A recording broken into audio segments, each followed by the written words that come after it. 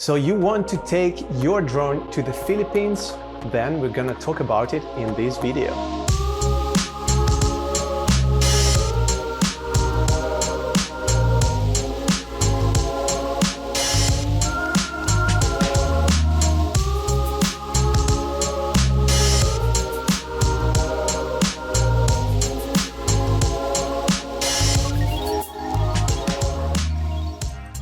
Hello and welcome to the channel. If you are new, as always, I invite you to subscribe because there's a lot of travel tips coming on this platform very soon, weekly. Let's talk about drones. I know that's what you want to hear today.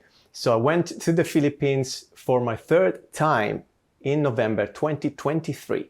You can check my videos here for different tips and experiences.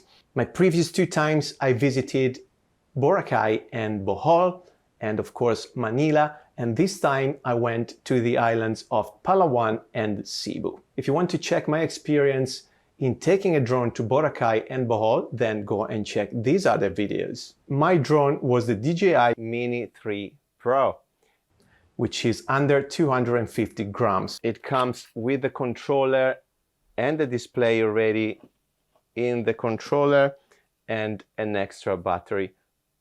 And here actually, guys, two batteries I don't think are enough for me, so I'm going to update and buy a third battery. I also have some ND filters for the drone. Taking a drone to the Philippines, in general, it's legal. You can fly a drone in the country. As a hobbyist, in terms of flying a drone, you can fly a drone without any certification, and you must follow the regulations which are in place more or less in all the countries of the world. If you want to check these regulations, then I recommend you to go and check my previous videos where I talked about some of the most common rules for flying a drone, because I actually got a license a few years ago. But also you can check the CAAP website, which is the Civil Aviation Authority of the Philippines website, for more official information. But briefly, remember these rules.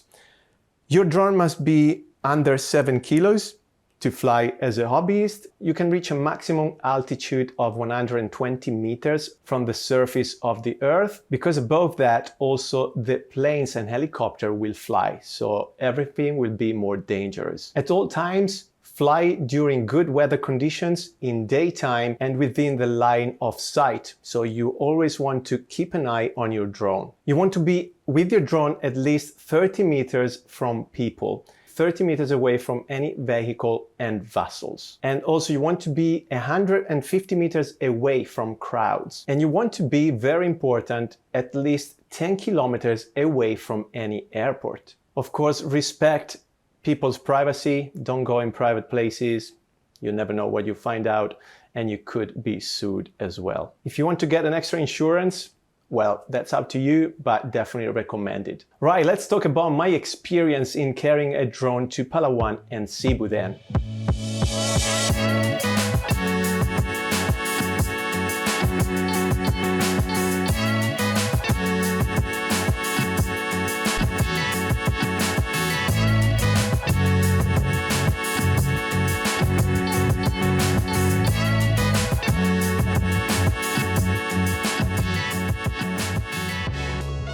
First of all, I didn't inform any local authorities because it's not needed in the first place. And then secondly, my first time I went to the Philippines, I sent an email to the CAAP and no one really ever replied, so I couldn't be bothered to do it again, and I just brought the drone right to the country. I had no problems and issues in carrying the drone on the plane from any airport I have visited, and my journey was from London to Istanbul and from Istanbul to Manila. Then I had a couple of internal flights from Manila to Puerto Princesas in Palawan, and then from Coron to Cebu City from Hong Kong, London.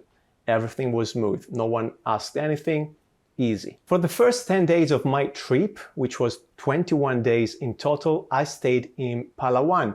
I joined island hopping tours. We visited lagoons, lakes and beaches, and I joined the following tours so you can have an idea of the places I have seen, just again to help you decide if you want to carry the drone with you as well. So first of all, I went in Puerto Princesas and we visited the underground river, and you cannot fly your drone here. There is a sign, it's just forbidden to take your drone. We also joined the mangroves tour right after, and I think you can actually fly the drone here. I didn't really ask because I didn't think there was a point in filming the mangroves forest, but it could be interesting actually, and I'm pretty sure you could fly here.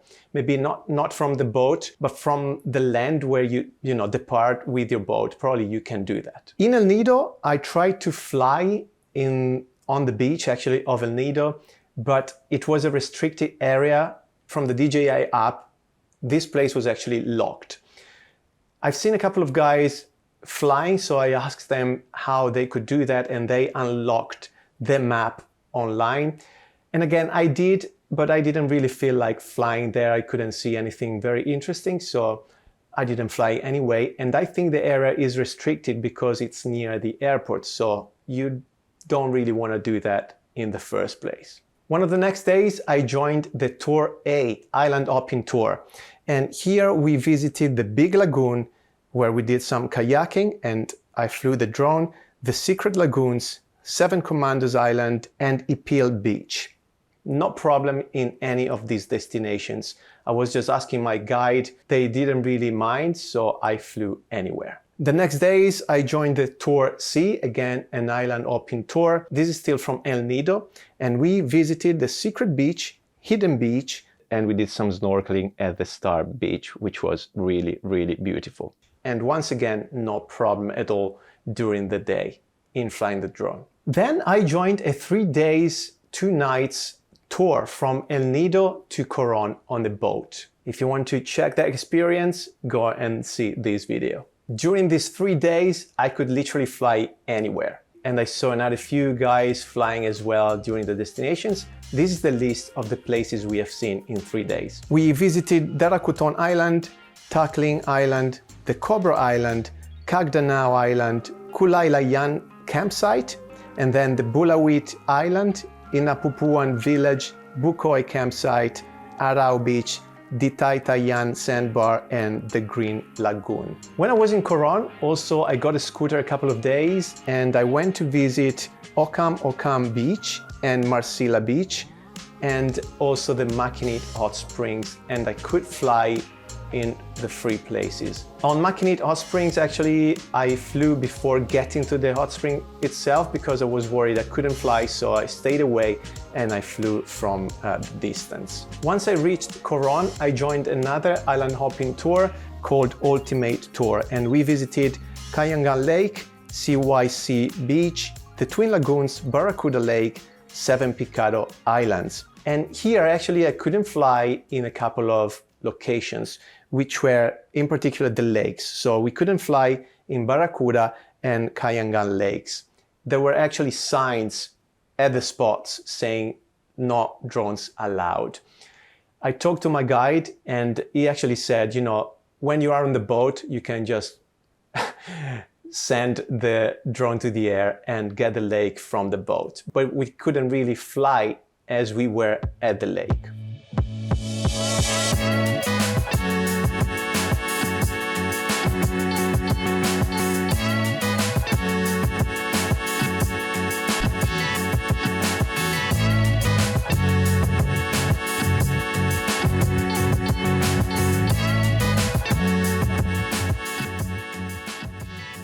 After 10 days in Palawan, I moved to CEBU, and I visited most of the main waterfalls on the island here. If you want to check my experience in the waterfalls of CEBU, then go check this video right here. One day I went to those Mania peaks, which are mountains basically on the island of CEBU, and you could fly the drone here, but it was a very windy and foggy day, so I didn't want to risk it, and I couldn't really see anything anyway, so not worth in risking my drone. But you could fly there if you want to do so. In terms of waterfalls, I visited most of the waterfalls in the south of the island, including Kankalanog Waterfalls, the Mainit Hot Springs, Kawasan Waterfalls, Kambais, Aginid, Inambakan, Kabutongan, Binalayan, Dao waterfalls, and also I visited Lambuk Beach. I could fly the drone anywhere here. I was just asking the guides, can I fly? No problems. Actually, they were enjoying the view from the drone as well. The only places where I didn't fly were the Kawasan waterfalls and Aginid. And not because it's forbidden, but because if you do the activities, the canyoneering, you get completely soaked with water. And I didn't want to carry my gear, of course, I didn't want to risk it. So I left the drone and my camera behind and just carried the GoPro with me.